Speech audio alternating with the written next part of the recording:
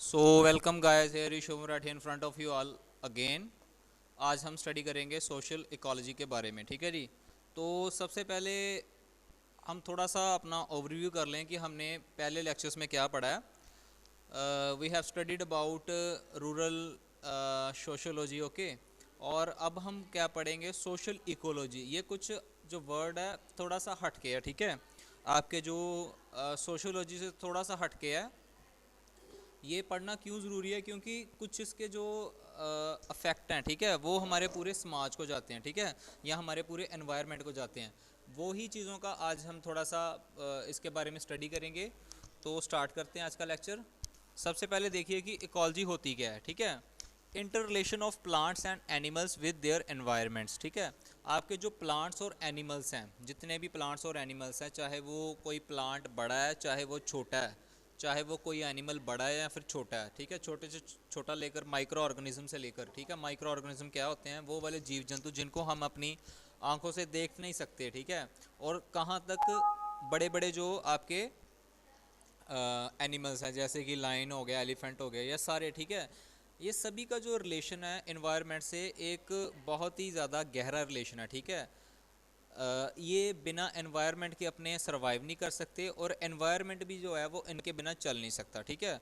तो inter relation का मतलब ये होता है कि जो आपका प्लांट्स और एनिमल्स हैं, इनका जो एनवायरनमेंट के साथ है वो क्या रिलेशन है, ठीक है, डायरेक्टली या इनडायरेक्टली, ठीक है, इकोलॉजी, ठीक है। जैसे कि देखिए, मैं आपको बहुत ही सिंपल तरीके से बताता हूँ कि आपने ये स्पैरो देखी होगी, ठीक है, ये वाली चिड़िया देखी होगी, सॉरी, ये जो बर्ड था ये आपने देखा होगा।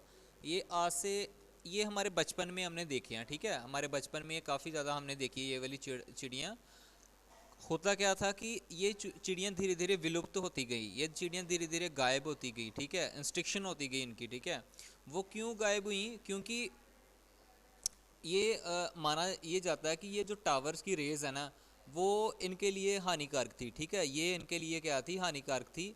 ये टावर की रेस से क्या हुआ, ये जो आपकी बर्ड्स हैं ये मरना स्टार्ट हो गए, ठीक है। तो यहाँ से स्टार्ट करते हैं। सबसे पहले ये क्या है? ये ह्यूमन बींग्स हैं, ठीक है। ये जो इंजीनियर हैं ये किस श्रेणी में आते हैं? ह्यूमन बींग की श्रेणी में आते हैं। ये ह्यूमन बींग्स ने बनाए टावर, ठीक है, ये इन्होंने टावर बिल्ड किए। और ये जो टावर की वजह से क्या आया, आपके जो बर्ड्स है वो मरना स्टार्ट हो गए, वो विलुप्त होना स्टार्ट हो गए, ठीक है। तो आप देख सकते हो कि आपके जो ह्यूमन बींग्स है, इनका डायरेक्टली या इनडायरेक्टली कितना ज़्यादा रिलेशन पड़ता है आपके एनवायरनमेंट से, ठीक है। हमारा एनवायरनमेंट किसने ख़राब करा? कौन रिस्पॉन्सिबल है हमारा एनवायरनमेंट ख़राब करने के लिए? हम ही हैं, ठीक है। ज़्यादा जो एनवायरनमेंट ख़राब किया है वो हमने किया, हमारी वजह से ही जो एनवायरमेंटल क्राइसिस आजकल आ रहे हैं, जैसे कि ग्लोबल वार्मिंग हो गया, ग्रीन हाउस गैसेस जो हैं वो काफ़ी ज़्यादा बढ़ रही हैं, ठीक है। और ब्लैक होल्स वगैरह, ये सब कुछ जो चीज़ें सारी, ये जो हैं वो आदमी की देन है, ठीक है। दूसरा, अगर आप बात करो तो आदमी ही जो है वो जंगल काटता, ठीक है। तभी मैंने यहाँ पर एक आदमी की पिक्चर लगाई है, टावर भी लगाए हैं, और जो डिफॉरेस्टेशन, जो जंगल की कटाई हो रही है, कटिंग ऑफ ट्रीज हो रहा है, ठीक है, ये भी क्या कर रहे हैं? ह्यूमन बींग्स कर रहे हैं, ठीक है। तो बच्चे, अगर ये कटिंग ऑफ ट्रीज़ भी होगी तब भी काफ़ी सारे जो आपके बर्ड्स और एनिमल्स हैं वो, उनका घर तबाह होगा, ठीक है, उनका जो हैबिटेट है जहाँ पे वो रहते हैं वो तबाह हो जाएगा, वहाँ से डिस्ट्रॉय हो जाएगा, और वो वहाँ से क्या कर जाएंगे? माइग्रेट कर जाएंगे, एक जगह से दूसरी जगह चले जाएंगे। तो इकोलॉजी जो है वो पूरी तरह से नष्ट हो जाएगी, ठीक है। तो सॉरी सॉरी जी, we are back again the camera. चलो नेक्स्ट बात करते हैं, what is social ecology. Social ecology अब क्या चीज़ है बच्चे? The ecological damage done by our society. जो इकोलॉजिकल डैमेज है, ठीक है, वो किसके द्वारा किया जाता है? हमारी सोसाइटी के द्वारा ही किया जाता है, ठीक है, ह्यूमन बीइंग की सोसाइटी के द्वारा ही किया जाता है। Is more than matched by the harm it inflicts on humanity, ठीक है। बहुत ज़्यादा जो इसका प्रभाव है वो ह्यूमैनिटी के द्वारा ही जो है वो हो रहा है, ठीक है, मानवता के द्वारा ही हो रहा है। Social ecology emphasizes that the destiny of human life goes hand in hand with the destiny of the non human world। अच्छा, सोशल इकोलॉजी में हम क्या पढ़ते हैं कि जो आपका जो ह्यूमन लाइफ है ना, वो किसके साथ जुड़ी हुई है? आपकी नॉन ह्यूमन लाइफ के साथ जुड़ी हुई है। वो कैसे जुड़ी हुई है human life non human life के साथ? ह्यूमन लाइफ में क्या आता है आपके? जितने भी हम जो हैं मानव जाति आती है, जिसमें मैन और व्यूमन चिल्ड्रंस, ठीक है, या फिर ओल्ड एज के आदमी हैं, जितने भी हैं वो जो हैं वो ह्यूमन लाइफ में आते हैं। नॉन ह्यूमन लाइफ में वर्ड में कौन सी चीज़ें आती हैं? आपके जंगल हो गए, ठीक है, या फिर कोई भी ऐसी जगह जहाँ पे जानवर रहते हैं, ठीक है, वो नॉन ह्यूमन वर्ड हो गया। ये दोनों चीज़ें जो हैं वो आपस में बहुत ही गहरी जुड़ी हुई हैं, ठीक है। तो सोशल, नीचे यहाँ पे लिखा हुआ है social ecology integrates. Social ecology दो चीज़ों से बन के मिल के बनी हुई है कि किन किन चीज़ों को जोड़ती है। फर्स्ट, बायोटिक नेचर, ठीक है, जो आपका बायोटिक नेचर में क्या आएगा, आपकी बायोलॉजी वाली चीज़ें आएंगी, जैसे कि आपका कोई फॉरेस्ट हो गया, या फिर कोई एनिमल लिविंग जगह हो गई, किसी भी तरह की जो बायो में चीज़ें आती हैं आपकी, वो होगी biotic nature. And second human nature, ठीक है, और आपकी जो सेकंड है वो ह्यूमन नेचर, ठीक है, जिसमें हम आते हैं, ठीक है। देखिए अब क्या होता है कि जितना ज़्यादा मानव ने अपनी पृथ्वी को नष्ट किया उतना ज़्यादा किसी ने नहीं किया, ठीक है। जो आदमी है उसी की गलतियों की वजह से वो क्या हो रहा है कि जो आपकी इकोलॉजी है, आपका जो पर्यावरण है, आपका एनवायरनमेंट है, वो ख़राब हो रहा है, ठीक है। जैसे कि आप पिक्चर में देख सकते हो कि एक जो इंजीनियर है वो कितने सारे काम करता है, वो रोड्स भी बना रहा है। अब बोलोगे आपकी रोड बनाने से कैसे हमारा जो है वो ख़राब होगा, एनवायरनमेंट ख़राब होगा। देखिए ये ज़रूरी भी हैं और गैर ज़रूरी भी हैं रोड, है ना। अब जितनी ज़्यादा यातायात बढ़ गई है, जितनी ज़्यादा ट्रांसपोर्टेशन चल रही है, ठीक है, तो बिना रोड के तो वो संभव नहीं है कि एक जगह से दूसरी जगह पर जा सकें। तो इसलिए क्या करा गया कि रोड बनाने शुरू कर दिए गए। अब क्या होता है कि रोड जहाँ पे भी बनता है तो वो जगह एक पहले एक फॉरेस्ट कवर होती है, वहाँ पे कुछ दरख्त होंगे, वहाँ पे कुछ वृक्ष होंगे, कोई ना कोई वहाँ पर फसल होगी, कुछ भी किस प्रकार से भी होगा, तो उसको क्या करते हैं कि सभी को तबाह कर देते हैं, ठीक है, सारी चीज़ को तबाह कर देते हैं। और वो जो ट्रीज़ कट करे जाते हैं, ठीक है, तो उससे क्या होता है आपके एनवायरनमेंट पे बहुत ज़्यादा असर पड़ता है, ठीक है।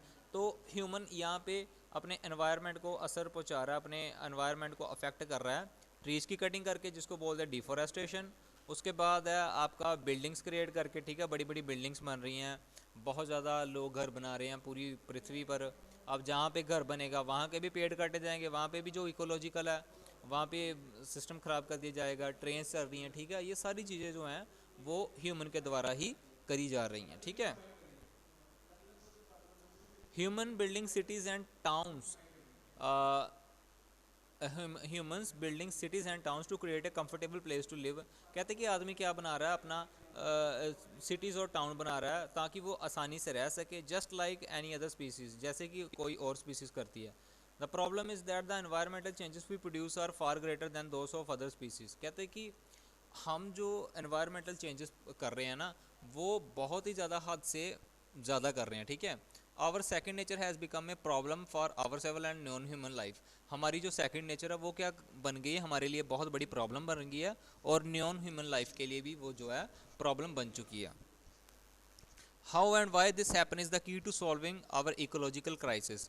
जो हमारा इकोलॉजिकल क्राइसिस चल रहा है, ठीक है, वो हम कैसे ठीक कर सकते हैं। अगर हम सोचेंगे, इस पर थोड़ा सा विचार करेंगे कि ये क्यों हुआ और कैसे हुआ, अगर ये हमारे माइंड में बात बैठ गई अच्छे से, तो क्या होगा कि ये जो क्राइसिस है ये हम ओवरकम कर सकते हैं। क्राइसिस का मतलब होता है जब कोई चीज़ नष्ट होना शुरू हो जाए, जब किसी चीज़ की बहुत ज़्यादा शॉर्टेज हो जाए, उसको हम क्या बोलते हैं, क्राइसिस। जैसे कि आप देख सकते हो पिक्चर में, एक तरफ हरियाली थी, ठीक है, और कुछ समय बाद यहाँ पर क्या हो गया, डेजर्ट में तब्दील हो गया जगह आपकी, ठीक है। यहाँ पे जो फैक्ट्रीज बनी हुई हैं, इसका धुआं उड़ रहा है, ठीक है, उससे गैसेस जो पोल्यूटेड वो निकल रही हैं, ठीक है, आदमी की लाइफ क्या हो रही है, ख़राब हो रही है। यहाँ पे किसी टाइम पे पानी रहा होगा, वो पानी जलाशय से सूख रहा है धीरे धीरे, तो क्या हो रहा है आपका जो एनवायरमेंटल क्राइसिस है वो क्या हो रहा है, ठीक है।